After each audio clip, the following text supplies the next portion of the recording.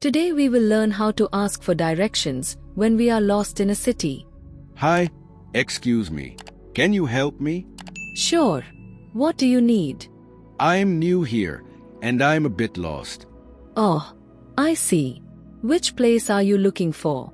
I'm trying to find the Opera building. Ah, it's not far from here. That's a relief. Which way should I go? Go straight for 2 buildings. Okay, straight for 2 buildings. Then turn right at the traffic light. Turn right at the traffic light. Got it. You'll see a park on your left. A park? Yes, and the Oberoi building is just behind the park. Great. How long will it take to walk there? About 10 minutes. That's perfect. I was worried it was far. Don't worry. It's easy to find.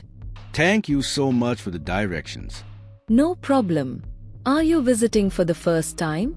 Yes, I just arrived this morning. Welcome to our city. You'll love it here. I already like it.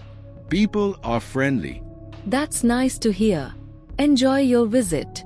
Thanks, Amanda. You've been very helpful. Anytime. Adam, have fun in the city.